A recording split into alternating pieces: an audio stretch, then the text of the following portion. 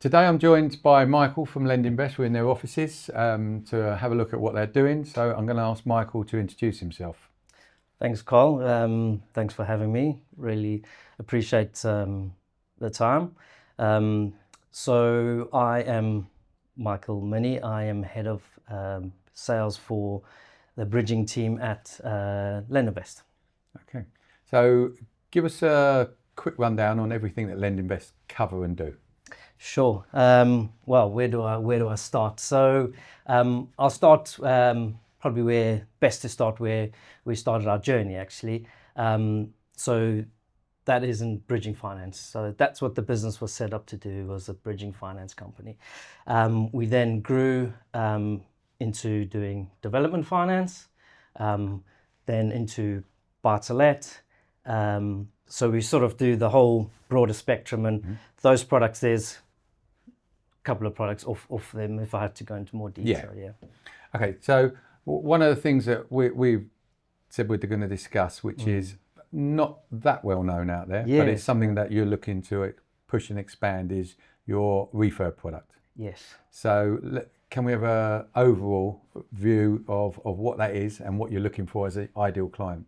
Yeah, sure. Thanks. Yes, thanks for that, Carl. So the Refurb GDV product. So these things always sort of start off by a need. So what we saw is,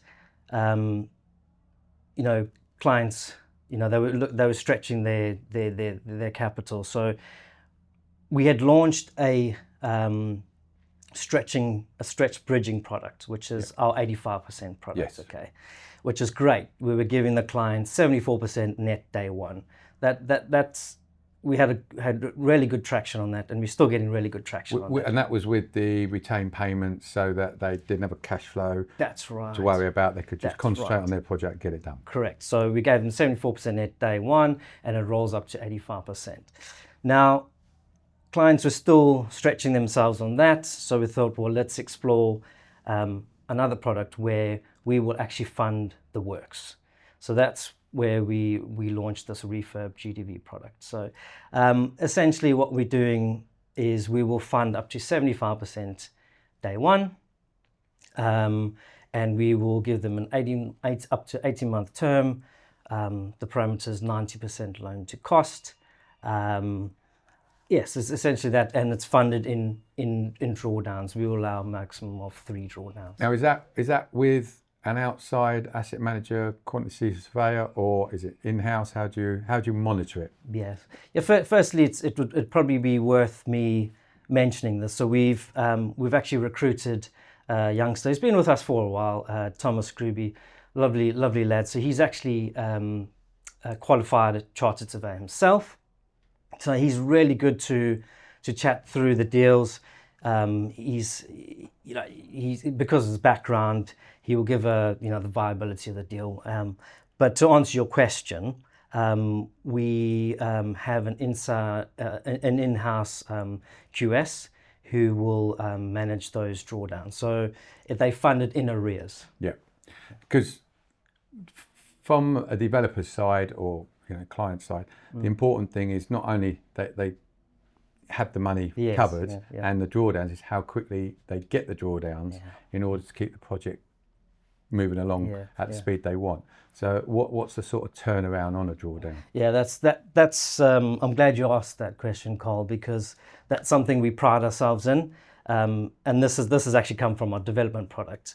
So we from inspection, we will look to turn around the report and the drawdown within 48 hours. Right, that's good. Yes. And that goes directly to the client, doesn't go via solicitors? Or... It goes directly to the client. Yeah, good. Yeah. And for this product, what's the experience type of thing that you're looking for from the individuals or the contractors? Yeah, sure. So obviously if there is contractors, that does help, but appreciate we are dealing with some experienced clients where they're doing they're managing a lot of the work themselves.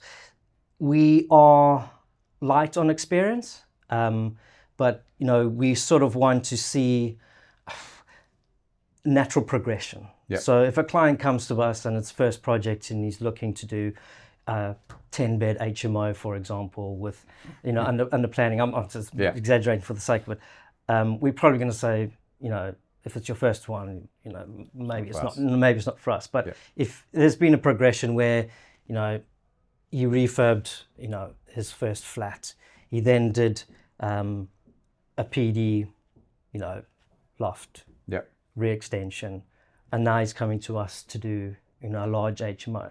We're more than happy to take him on. Because in the current climate, that's a hot topic. A lot of people have seen other investors do it, and also on TV programs and stuff that turning a typical 3-bed terraced house into a 6-bed HMO. But then the cost of work, particularly in the current environment, the cost of work is going up. So it seems that would fit perfectly on that sort of product. It would, no, that's an ideal project, Carl. So when they come to us, we won't draw down, we won't complete unless it's got the planning in place. A lot of the projects that we do are under permitted development, but if it requires full planning, we want to see planning in place before we draw down. We don't want them coming into our loan and sitting there waiting for planning, essentially. That makes sense. But what I will do is I'll sell our other products. We'll say we happily bridge it, and then you can transition to our... I'm glad you said that, because then moving along, I know you do the bridge-to-term product. That's correct. The refurb-to-term? Refurb-to-term, not a problem at all. Not a problem at all. And we've done a couple, and we will leverage off the market value. And we're happy to do so because we can go across to the bridge team and say, what did they do to the project? What did they spend? We can see they've spent all of this. That's why there's this uplift in value.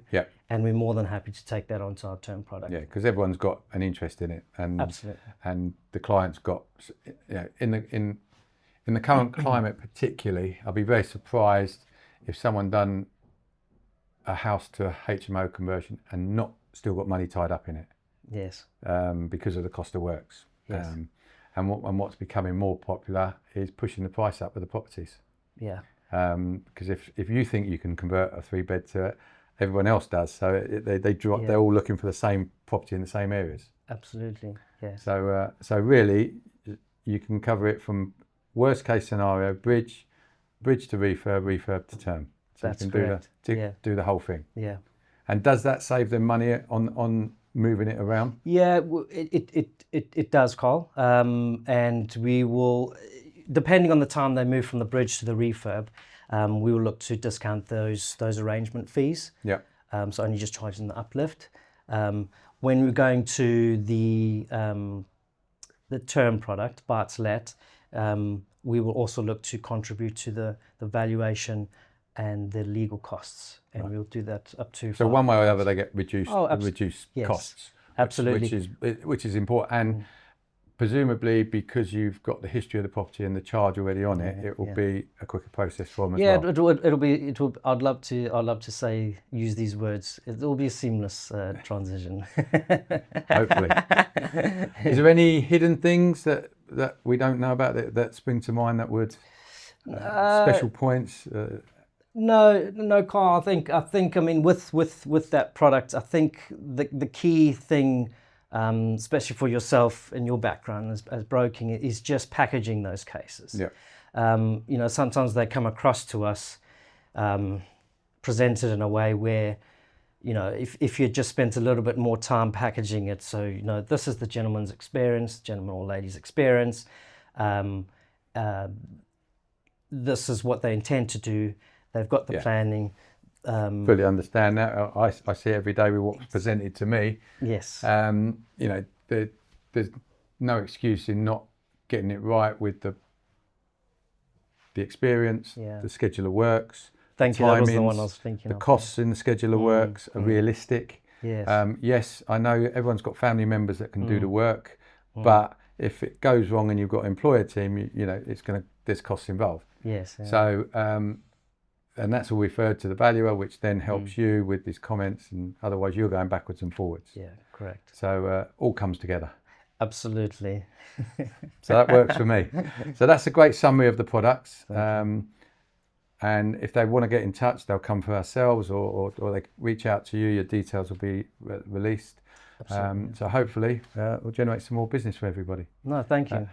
So that's it. If you want to learn any more details about any of the products with Lend Invest, make a contact to us. Watch out for all our future podcasts, and please watch out for all our releases on normal social outlets.